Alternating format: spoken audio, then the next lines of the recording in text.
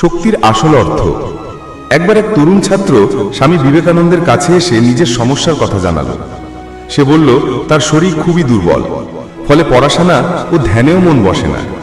সে চাইল স্বামীজি যেন তাকে এমন কোনো মন্ত্র দেন যা জপ করলে তার শক্তি বাড়বে।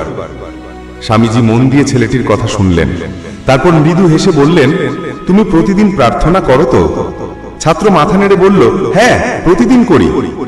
স্বামীজি বললেন, আজ থেকে মন্ত্র জপ করার বদলে প্রতিদিন মাঠে গিয়ে 1 ঘন্টা ফুটবল খেলো। ছাত্র অবাক হয়ে প্রশ্ন করল, ফুটবল কেন স্বামীজি? স্বামীজি বললেন, কারণ দুর্বল দেহে শক্তিশালী মন বাস করে না। প্রথমে শরীরকে বলবান করো, শরীর শক্ত হলে মনও দৃঢ় হবে, আর তখনই তুমি গীতার সত্যিকারের শিক্ষা বুঝতে পারবে। মনে রেখো, শক্তি শুধু চিন্তায় নয়, হাতে, পায়ে, কাজে ও সাহসে থাকতে হবে।